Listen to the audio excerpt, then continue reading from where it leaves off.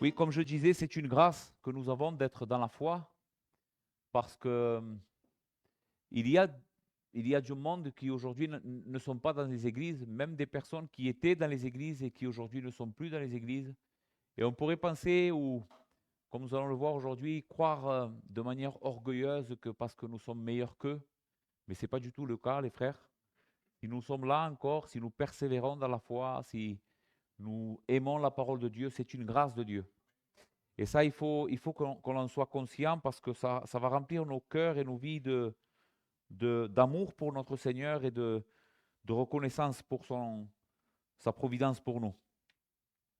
Ce matin, je voudrais que nous ouvrions les Écritures, s'il vous plaît, pour ceux qui ont la Bible, donc à l'épître de Paul aux Galates. Et nous allons lire les versets 25 et 26 du chapitre 5 jusqu'au verset 1 à 5 du chapitre 6. Donc la prédication d'aujourd'hui, elle va chevaucher deux chapitres. Donc je lis avec vous à partir de Galates 5, 25. Si nous vivons par l'Esprit, marchons aussi selon l'Esprit. Ne cherchons pas une vaine gloire en nous provoquant les uns les autres, en nous portant en vie les uns les autres. Verset 1 du chapitre 6. Frères, si un homme vient à être surpris en quelque faute, ici je ne pense pas que l'apôtre Paul est en train spécifiquement de parler que les hommes. Il faut comprendre aussi que ça inclut les femmes dans l'Église, d'accord? Vous qui êtes spirituels, redressez-le avec un esprit de douceur. Prends garde à toi-même, de peur que tu ne sois aussi tenté. Portez les fardeaux les uns des autres, et vous accomplirez ainsi la loi de Christ. Si quelqu'un pense être quelque chose, quoiqu'il ne soit rien, il s'abuse lui-même. Que chacun examine ses propres œuvres, et alors il aura sujet de se glorifier pour lui seul et non par rapport à autrui, car chacun portera son propre fardeau. Amen. Nous prions le Seigneur.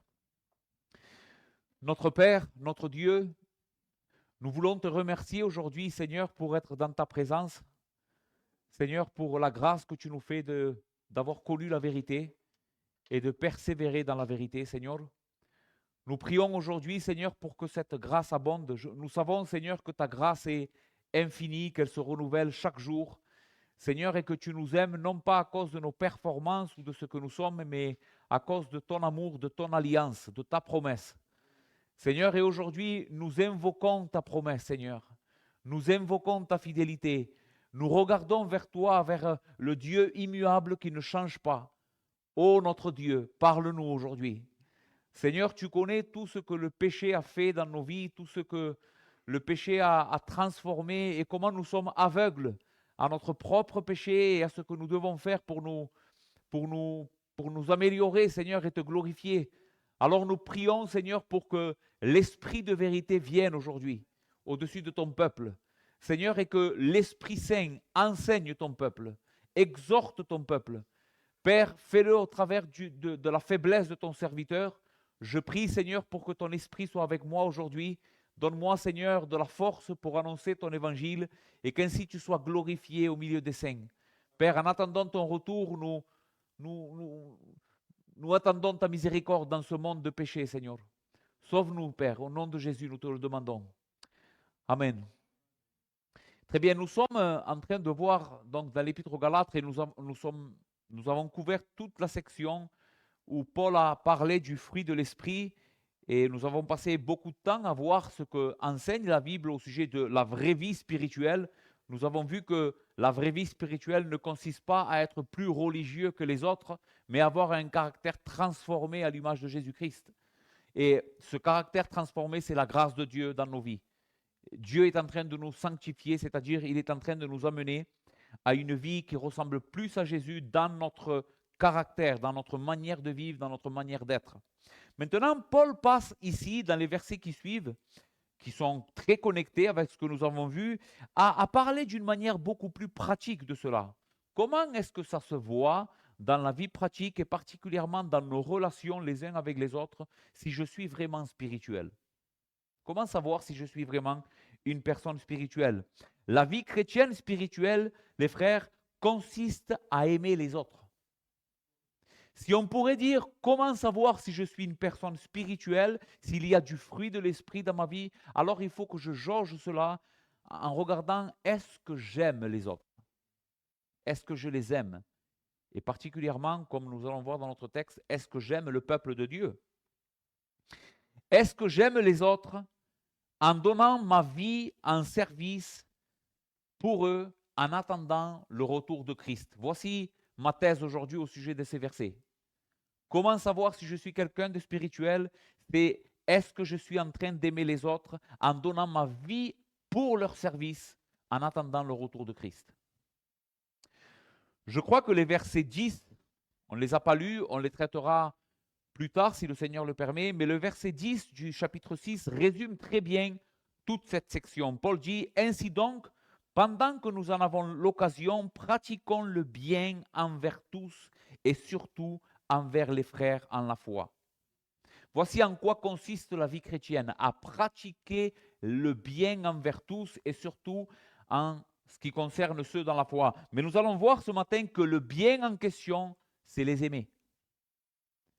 C'est aimer le peuple de Dieu, c'est aimer les hommes, c'est aimer notre prochain.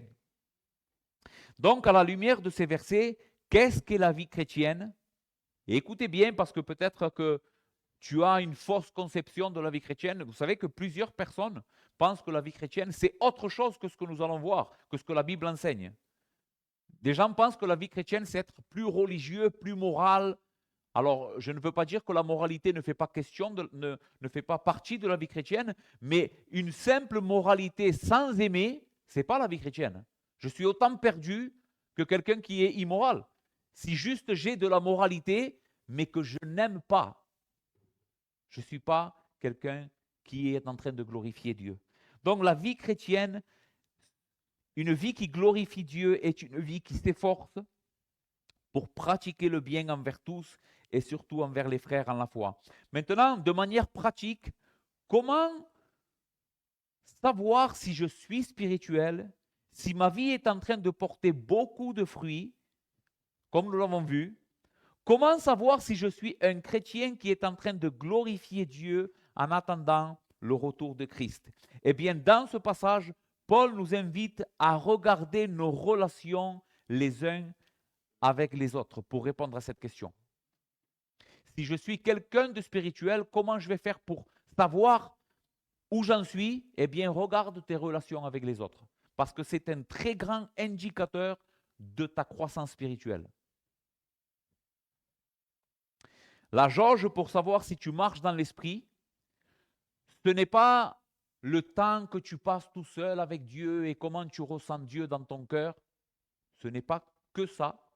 La jauge pour savoir si tu es en train de marcher dans l'esprit, c'est de voir quelles sont tes relations avec ton prochain. Et j'espère que ça va aider plusieurs personnes aujourd'hui dans les deux sens. Certains vont se sentir repris, d'autres vont se sentir exhortés et animés. Pourquoi? Parce qu'on a tendance à se morfondre souvent quand on ne ressent pas Dieu dans notre cœur. Mais si tu es en train d'être quelqu'un qui est en train d'aimer les autres, rassure-toi, c'est que tu es en train de vivre la vie de l'esprit. Donc, comment savoir si je suis spirituel? Verset 25. Si nous vivons par l'esprit, donc on est toujours dans le même thème, la vie de l'esprit, marchons aussi selon l'esprit. Que veut dire ici marcher dans l'esprit? Eh bien, Paul continue à nous expliquer qu'est-ce qu'est la vraie vie spirituelle, qu'est-ce qu'est la vie de l'esprit dans le croyant. Une vie sans orgueil, une vie sans la vanité, une vie qui combat l'orgueil et la vanité et au contraire, une vie qui est en train de cultiver un esprit de service et de sacrifice de soi-même pour les autres. Je répète cela parce que c'est très important. Paul va nous enseigner comment savoir si je suis quelqu'un qui est en train de porter du fruit. Si je suis quelqu'un qui porte du fruit, je suis quelqu'un qui est en train de tuer l'orgueil dans ma vie et la vanité. Et je suis quelqu'un qui est en train de donner ma vie en sacrifice pour les autres. C'est comme ça que je peux jauger que je suis vraiment spirituel.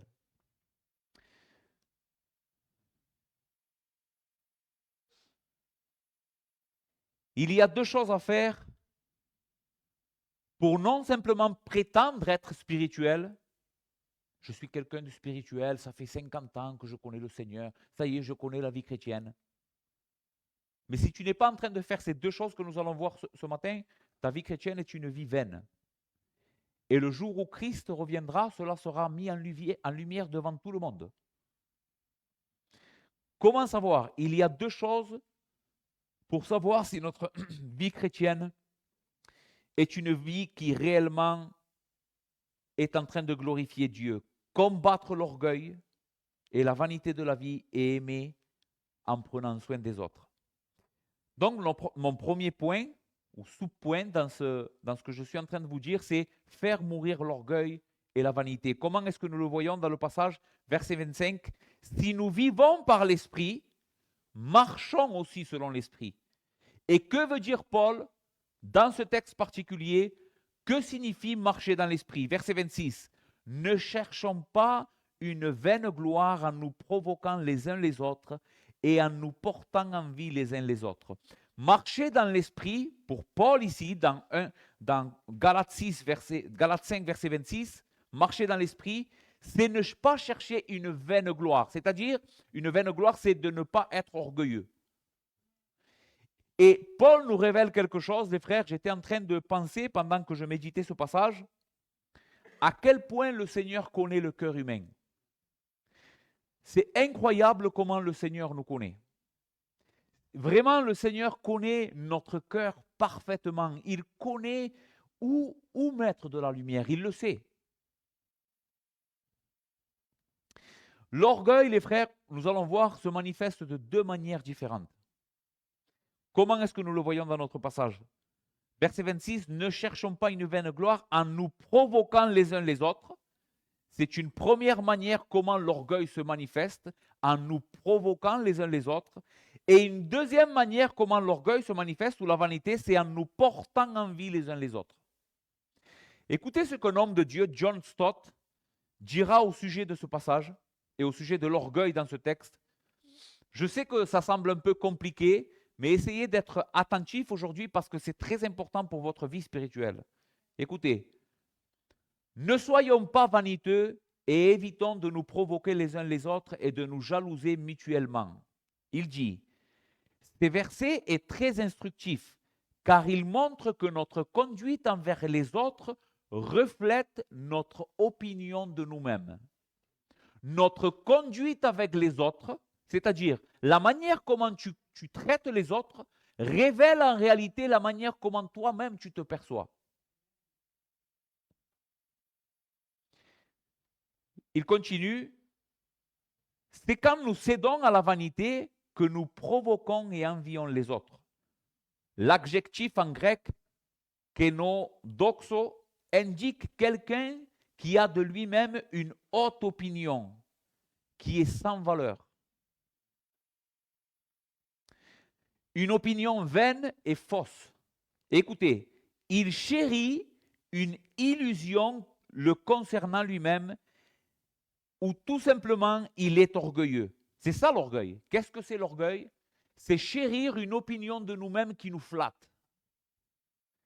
La Bible parle de l'orgueil comme quelqu'un qui est enflé. Qu'est-ce que c'est quelqu'un qui est enflé? Il est comme ça. Pourquoi? Parce qu'il a une opinion de lui-même qui est haute.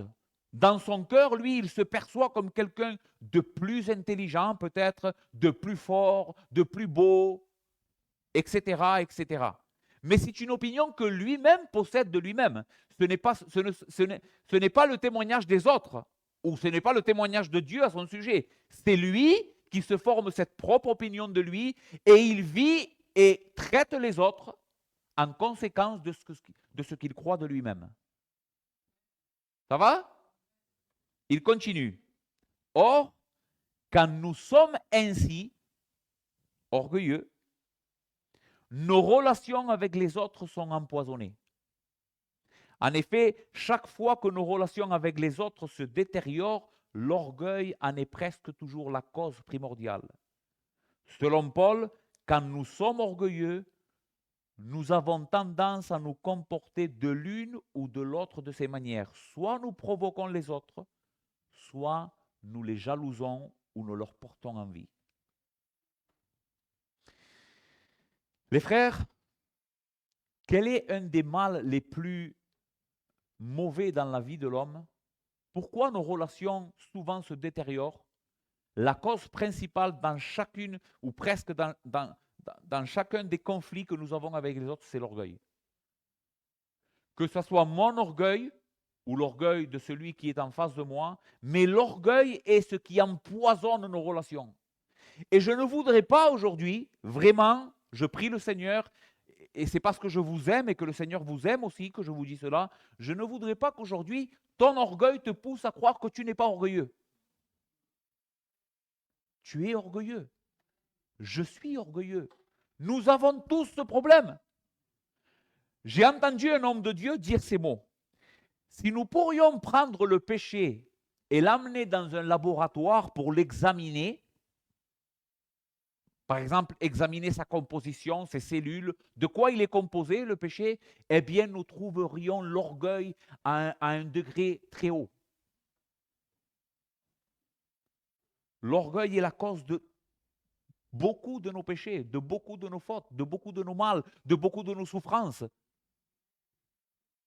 Et le Seigneur veut nous sauver ce matin de l'orgueil.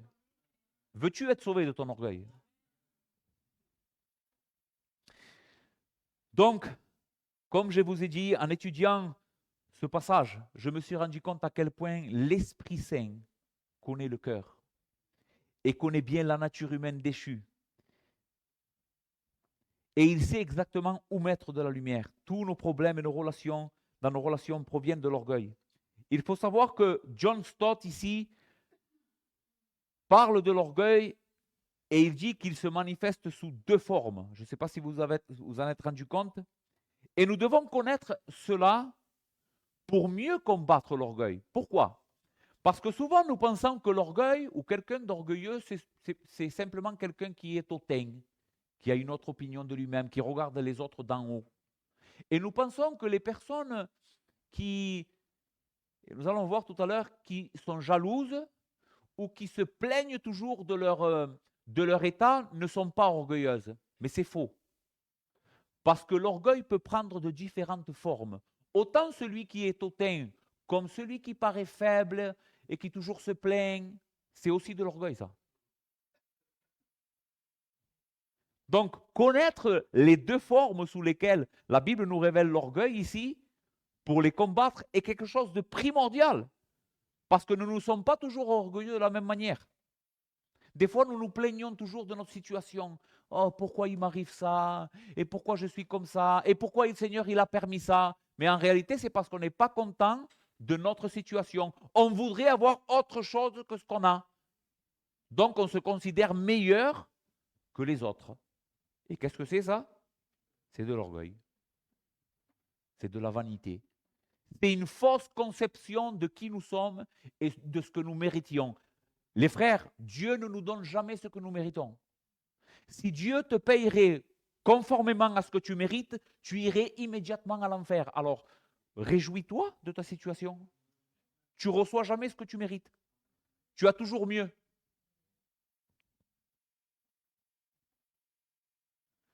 Donc, souvent, l'orgueil se manifeste par une attitude hautaine et supérieure. Ça, c'est sa forme, on va dire, la plus connue. Et elle est quelque chose d'horrible, n'est-ce pas? Quand nous voyons quelqu'un d'orgueilleux, cela nous répugne, n'est-ce pas? Mais l'orgueil est aussi autant présent dans celui qui est jaloux et qui veut se faire passer toujours pour une victime ou quelqu'un de faible. Il est autant présent que dans l'autre. Et il devrait nous répugner autant. Donc, premièrement, Paul dit, ne cherchons pas une vaine gloire en nous provoquant les uns les autres. Et ici, nous avons le côté orgueilleux, hautain. Que fait la personne orgueilleuse qui se manifeste par un esprit supérieur?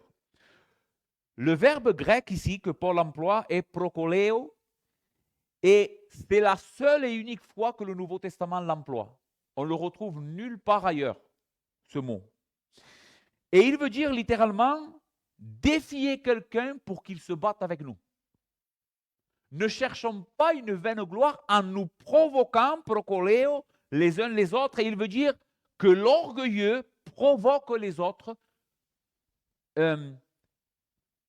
défie les autres pour avoir une confrontation avec eux. Maintenant, nous devrions nous poser cette question, pourquoi l'orgueilleux se comporte-t-il ainsi?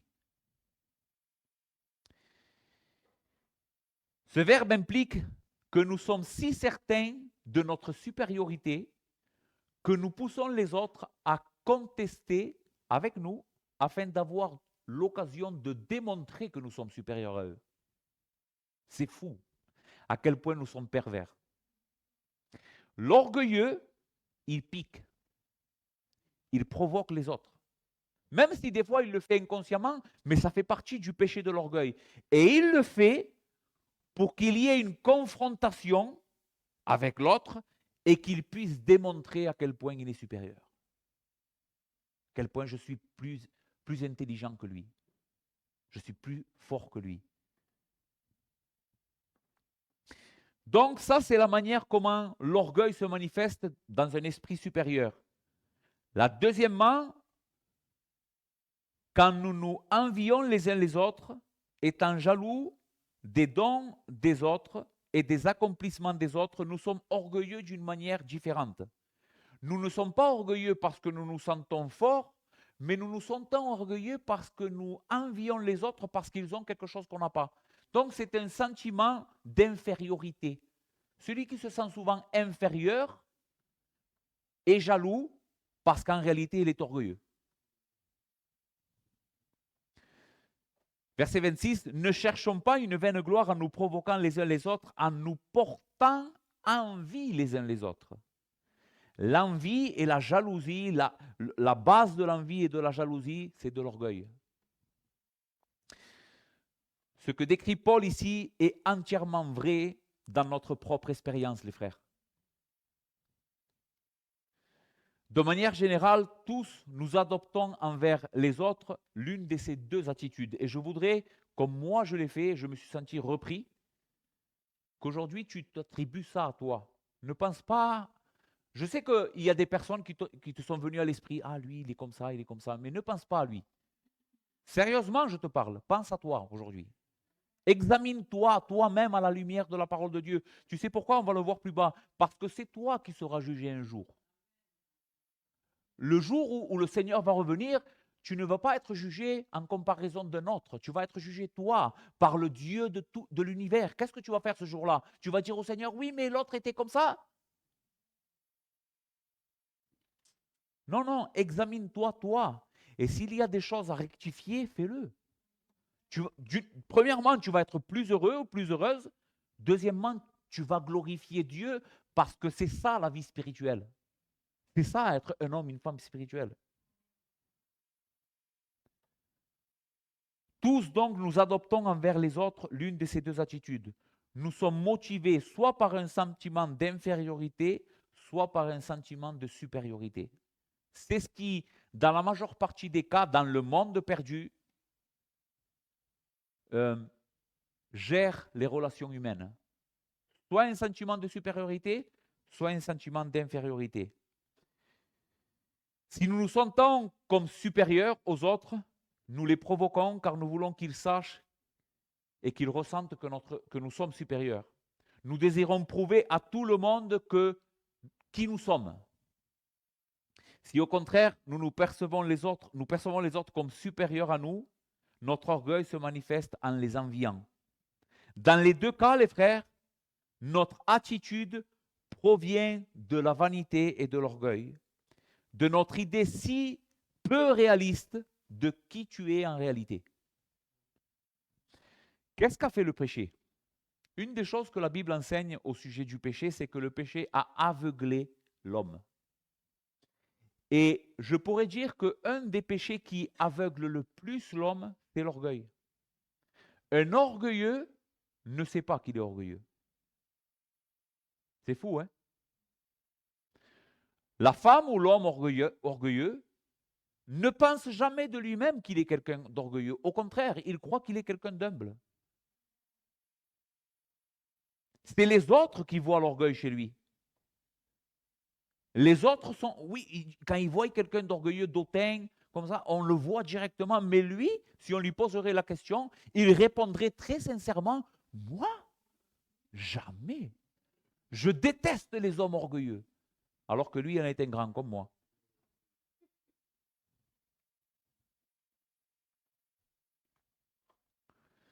Les frères, comment être sauvés de ce mal qui gangrène notre cœur?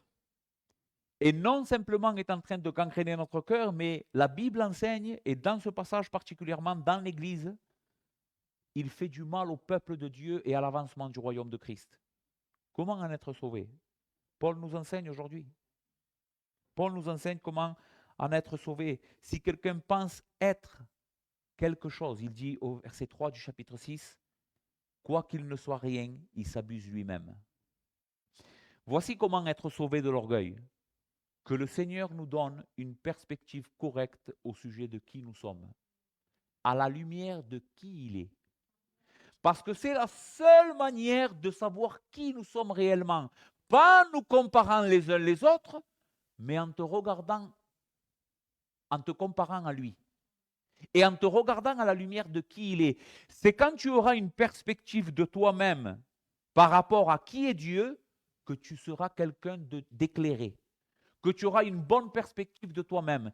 Et tu sais qu'est-ce que la Bible enseigne de toi? Que tu es un pécheur, mais ne t'arrête pas là. Tu es un pécheur sauvé par grâce.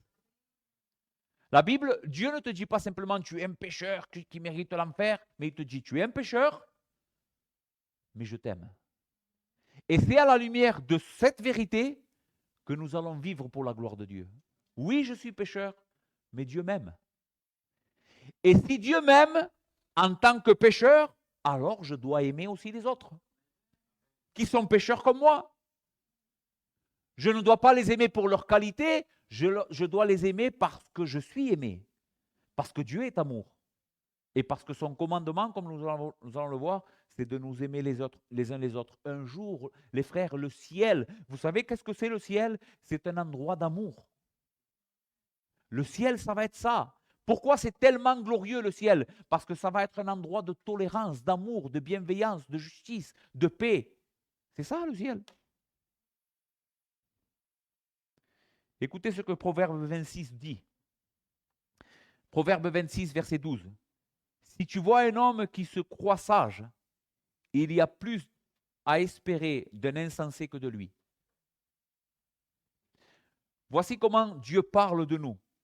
Si tu vois un homme qui se croit sage, il y a plus à espérer d'un insensé que de lui. Ne crois pas que tu es sage. Tu n'es pas sage. Et ce que tu connais, tu le connais mal. Écoute bien, tu n'es pas sage, je ne suis pas sage, et ce que nous connaissons, nous le connaissons très mal. Romains 12, 3. Par la grâce qui m'a été donnée, je dis à chacun de vous de n'avoir pas de lui-même une trop haute opinion. Voici comment devrions-nous penser de nous-mêmes. N'ayons pas une trop haute opinion de nous-mêmes, mais de revêtir des sentiments modestes, selon la mesure de foi que Dieu a départie en chacun. Et il y a ici, dans la parole de Dieu, et je le trouve que dans la parole de Dieu, cette sagesse, un équilibre divin. Parce que Dieu n'est pas en train de nous dire simplement « vous ne valez rien », mais il nous dit « regardez-vous à la lumière de la réalité ». Ne pensez pas de vous en revêtant une trop haute opinion de vous-même, soyez sobre. Ayez une perspective de vous correcte, que chacun de vous, selon la mesure de foi qu'il a reçue, pense de lui. Philippiens 2, versets 1 à 4, ce texte est très important au sujet de ce que nous sommes en train de voir. Écoutez ce que Paul dira. S'il y a donc quelque consolation en Christ, s'il y a quelque soulagement dans l'amour, s'il y a quelque communion d'esprit, s'il y a quelque compassion et quelque miséricorde, rendez ma joie parfaite ayant un même sentiment, un même amour, une même âme, une même pensée. Ayez un même sentiment, un même amour, une même âme, une même pensée. Verset 3. Ne faites rien par esprit de parti ou par vaine gloire, mais que l'humilité vous fasse regarder les autres comme étant au-dessus de vous-même. Que chacun de vous, au lieu de considérer ses propres intérêts, considère aussi ceux des autres. Ne faites rien par esprit de parti ou par vaine gloire. C'est exactement ce que nous sommes en train de voir ici. Que les choses qu'on fait ne soient pas motivées par un esprit de parti ou pour s'attirer une gloire vaine. Ici, la vaine gloire, c'est quelque chose de terrestre. Obtenir quelque chose ici, mais qui n'a aucun poids en haut. Parce que Dieu connaît les motivations du cœur, n'est-ce pas? C'est ce que Paul est en train de dire. Ne faites rien juste pour obtenir quelque chose dans ce monde. Faites tout à la lumière de l'éternité. Que l'humilité vous fasse regarder les autres comme étant au-dessus de vous-même. Les frères, qui c'est qui pense comme ça des autres? Moi, j'ai beaucoup de mal. Reconnaissez-le. Quand tu regardes ton prochain ou le frère qui est assis à côté de toi ou la sœur qui est assise à côté de toi, dis la vérité. Tu penses immédiatement, il est au-dessus de moi-même? C'est pas vrai. Et nous devons tous ce matin nous repentir parce que c'est le commandement de Dieu. Tu dois regarder celui qui est à côté de toi, même celui que tu considères, oui, mais il connaît moins la doctrine que moi, lui. Et il vit comme ça, lui, bon, sa vie, elle est un peu légère. On va le voir plus bas. Sa vie, elle est un peu légère. Si toi, tu es spirituel, tu es quelqu'un qui le considère, ce faible-là, comme étant au-dessus de toi. C'est ça la vraie spiritualité. Parce que la véritable spiritualité est empreinte d'amour et de compassion, de bonté, de miséricorde et pas d'orgueil. Nous sommes en train ici de parler de tuer l'orgueil dans la vie chrétienne. Donc, quelle est l'attitude que nous devrions tous adopter face au danger de l'orgueil et de la vanité? Eh bien, même si cela paraît surprenant, à la lumière de ce que nous sommes en train de dire, le retour de Christ et son jugement parfait. Voici ce qui va tuer l'orgueil. Et tu vas me dire, et moi aussi je l'ai découvert aujourd'hui, comment est-ce possible que la Bible nous dise que pour lutter contre l'orgueil, écoute bien, pour lutter contre l'orgueil, la Bible nous parle du retour de Jésus. Quel rapport y a-t-il entre le fait que le Seigneur va revenir en gloire et mon orgueil? Eh bien, ça a un rapport très étroit.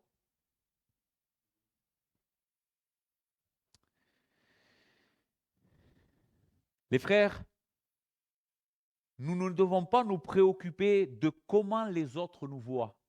Ce n'est pas ça qui doit préoccuper nos vies. Comment les autres, je sais que les femmes, par exemple, ont une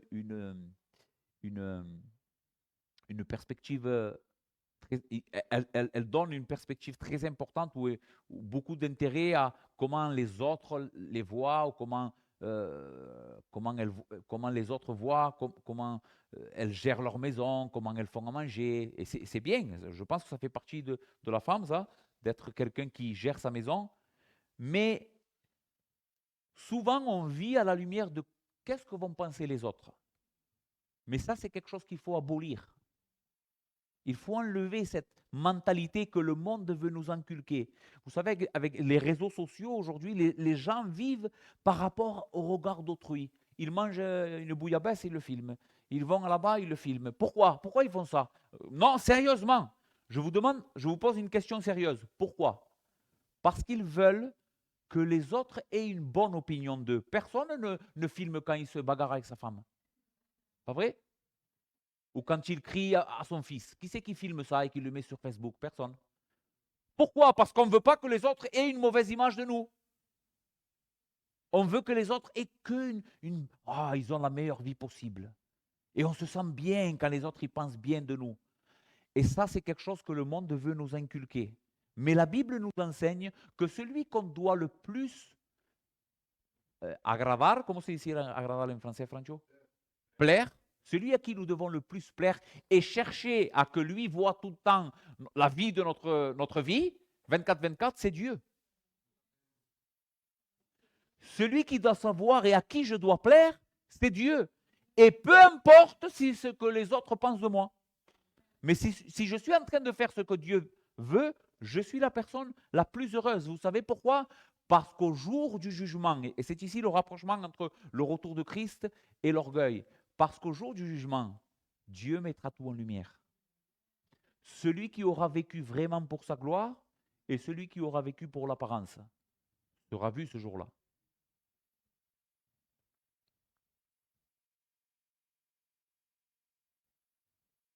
Verset 4. Pourquoi je dis ça? Parce que Paul est en train de l'enseigner. Du chapitre 6, versets 4 et 5. Que chacun examine ses propres œuvres. Et alors il aura sujet de se glorifier pour lui-même et non par rapport à autrui, car chacun portera son propre fardeau.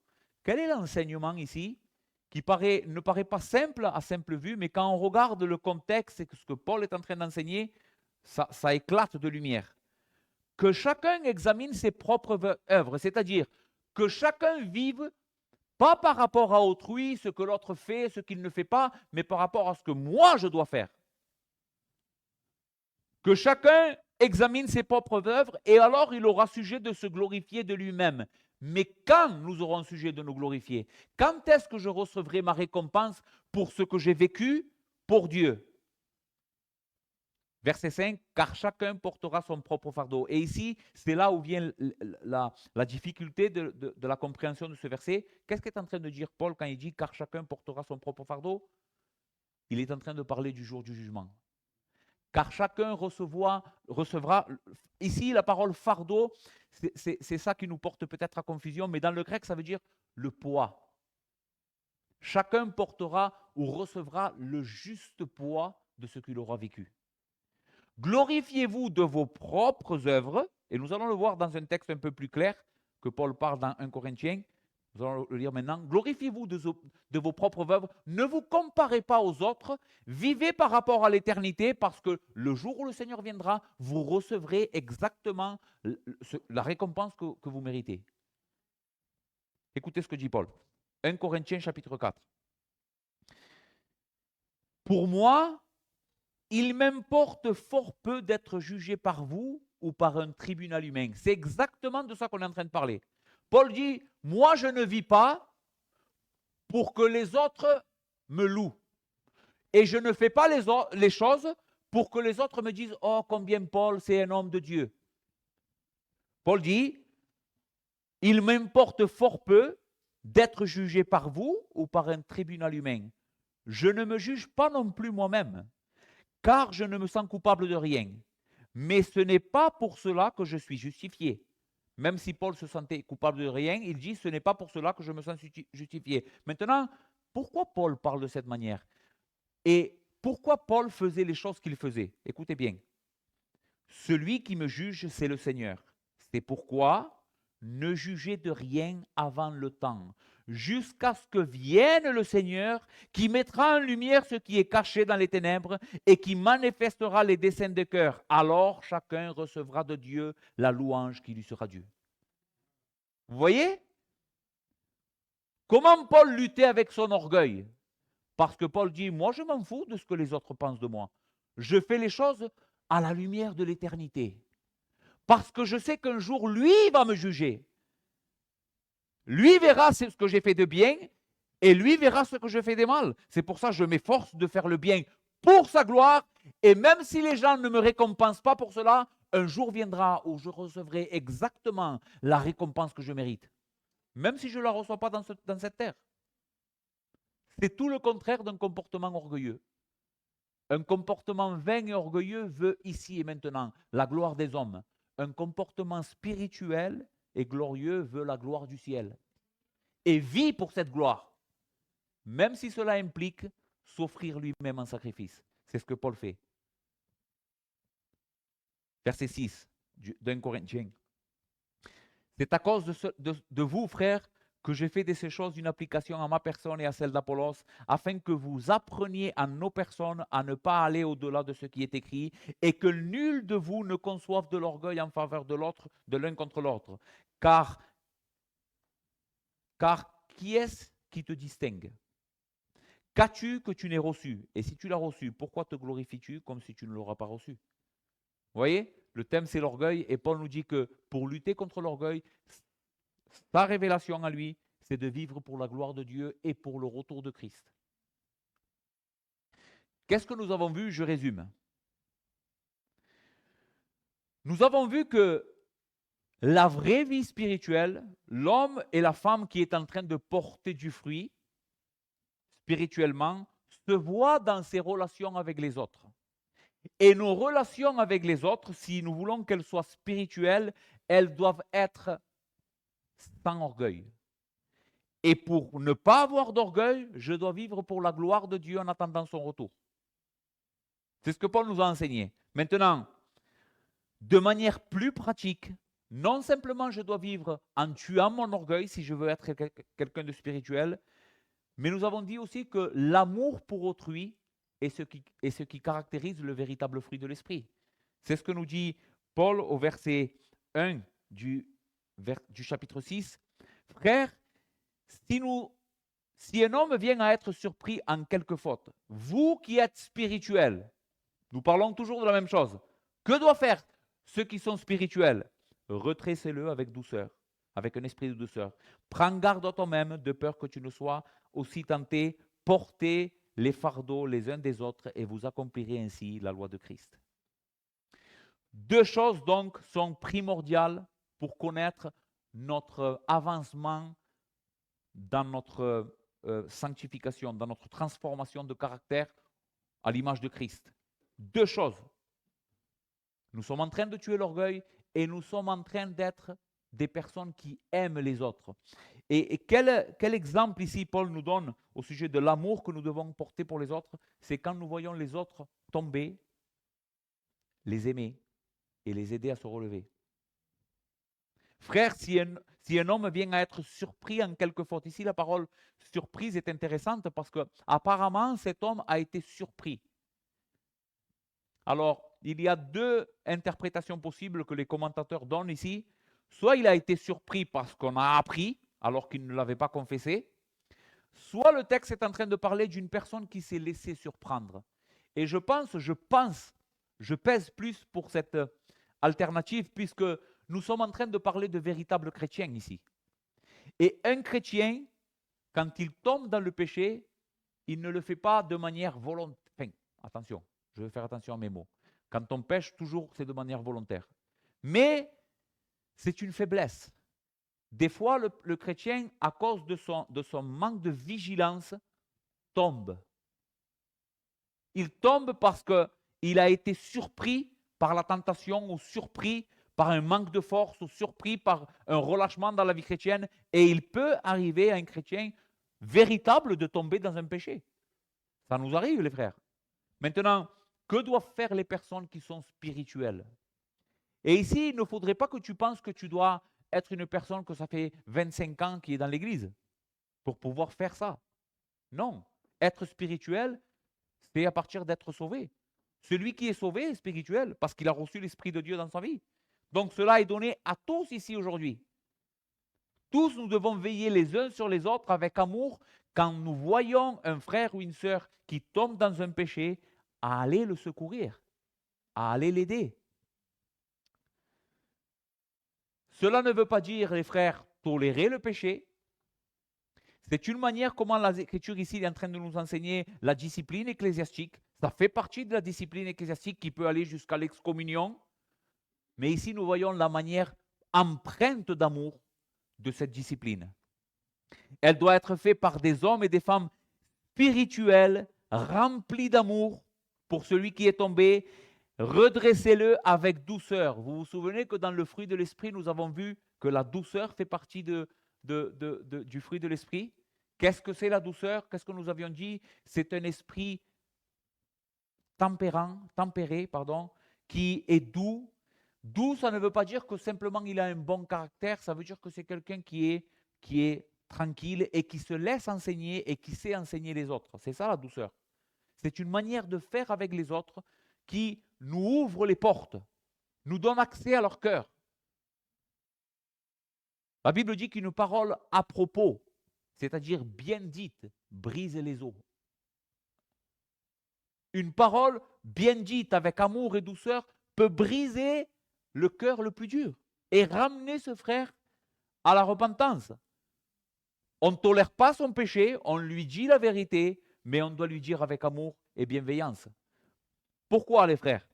Pourquoi Paul nous enseigne que nous devons le faire comme cela? Parce que regardez ce que dit le texte. Prends garde à toi-même, de peur que tu ne sois aussi tenté. Qui es-tu, toi, pour prétendre que l'autre est tombé, c'est de l'orgueil, et que toi, tu ne tomberas jamais? Il est tombé, va le reprendre avec amour, parce que ça pourrait t'arriver à toi demain. Et toi aussi, tu aurais besoin d'un frère ou d'une sœur rempli de spiritualité et d'amour et de bienveillance pour toi qui viendra. La parole ici, redressez-le. J'ai fini, hein. Redressez-le veut dire, parle de l'épaule, de la force de l'épaule. Ça veut dire porter quelqu'un, le relever et le porter. C'est de cette manière que la Bible est en train de nous exhorter à vivre la vraie vie spirituelle. Maintenant, verset 2, et j'ai fini. Comment Paul résume cet amour véritable pour les autres et pour les frères surtout? Portez les fardeaux les uns les autres et vous accomplirez ainsi la loi de Christ. Voici un dernier résumé que je pourrais dire en quoi consiste la vraie vie spirituelle. Tuer l'orgueil et aimer Christ. Maintenant, qu'est-ce que veut dire aimer Jésus? Je vais juste lire un texte où Jésus parle de ce que signifie vraiment l'aimer. Qu'est-ce que c'est aimer Jésus? C'est simplement dire avec ma bouche, j'aime Jésus, je veux de Jésus, je veux suivre Jésus. Est-ce que c'est simplement ça? C'est pas ça, aimer Jésus. Écoutez ce que Jésus dira. Si vous portez beaucoup de fruits, c'est ainsi que mon Père sera glorifié et que vous serez mes disciples. Comme le Père m'a aimé, je vous ai aussi aimé, demeurez dans mon amour. Si vous gardez mes commandements, vous demeurez dans mon amour. De même que j'ai gardé les commandements de mon Père et que je demeure dans son amour. Je vous ai dit ces choses afin que ma joie soit en vous et que votre joie soit parfaite. Souvenez-vous, si vous gardez mon commandement, vous demeurez dans mon amour. Et dans l'évangile de Jean, Jésus dira, celui qui garde mes commandements m'aime. Quel est le commandement que nous devons garder? Verset 12. C'est ici mon commandement, aimez-vous les uns les autres comme je vous ai aimé. Je sais que c'est plein de folklore évangélique, aimons-nous, nous sommes tous beaux. Vraiment, mais je veux casser ça aujourd'hui. C'est un commandement de Christ, ça. C'est pas de l'évangélisme folklorique. Tu dois observer ça. Jésus ne dit pas ici, et je le dis souvent, c'est un conseil que je vous donne, aimez-vous les uns les autres. Il dit, c'est mon commandement. Et voici comment vous allez prouver que véritablement vous m'aimez à moi. Si vous gardez mon commandement, et quel est mon commandement? Aime ton prochain. Veille sur lui. Donne ta vie pour lui. Car il n'y a pas de plus grand amour que de donner sa vie pour ses amis. C'est ça la vraie vie chrétienne, les frères. C'est une vie sans orgueil, remplie d'amour pour les autres. Alors, quel est mon conseil aujourd'hui? Arrêtons de nous regarder nous-mêmes. Nous vivons trop comme ça. Et la véritable vie chrétienne, l'Esprit de Dieu nous transforme pour que nous regardions, que nous élevions nos têtes et que nous regardions devant nous et en haut. C'est comme ça qu'il faut vivre. Pas en nous regardant, en regardant Dieu et en regardant notre prochain. Et en vivant pour eux, parce que c'est ce que Dieu a fait. Dieu a tant aimé le monde qu'il a donné son Fils unique, afin que quiconque croit ne périsse point, mais qu'il ait la vie éternelle. Vous savez que Dieu est un Dieu qui se donne. Dieu ne pense jamais à lui. Dieu pense toujours aux autres. Et son amour et cet amour qu'il a pour les autres et cette faculté qu'il a à penser tout le temps au bien des autres l'ont poussé, non pas à donner un peu, il a donné le meilleur. Il s'est donné lui-même en sacrifice pour nous. C'est ça le véritable amour. Est-ce que ton amour pour ton frère est cet amour dont je suis en train de te parler, que la Bible parle? Est-ce que c'est comme ça que tu aimes les autres? Parce que si ce n'est pas comme ça, tu dois apprendre. Parce que c'est ça la vraie spiritualité. La vraie spiritualité, ce n'est pas bien connaître la doctrine. La vraie spiritualité, c'est aimer les autres et arrêter de se regourder soi-même. Si tu n'es pas un Christ, ce matin, alors tu es voué à la perdition parce que tu ne pourras jamais faire tout ça tout seul. Nous sommes en train de parler ici de la vie spirituelle, la vie que c'est l'esprit qui la donne. Tu n'as pas l'esprit, tu ne pourras jamais vivre pour les autres et faire mourir ton orgueil. Ce que tu dois faire aujourd'hui, c'est te repentir de tes péchés. Christ est venu pour donner la vie éternelle, cette joie et cet amour qui vient du ciel à quiconque se repent de son péché. Tu es malheureux parce que tu ne connais pas Christ. Tu es malheureux parce que tu ne sais rien de cet amour et que tu vis uniquement en pensant à toi. Mais le jour où tu vas connaître Jésus en venant à lui, simplement ce matin, tu vas expérimenter la joie la plus profonde et le bonheur le plus grand qu'un homme ou une femme puisse expérimenter, se sentir aimé du Dieu du ciel, être réconcilié, savoir que tous tes péchés sont pardonnés. Ne tarde pas. Pourquoi tu remets ça à demain, aujourd'hui? Fais-le aujourd'hui, maintenant. Viens à Christ et tu auras la vie éternelle.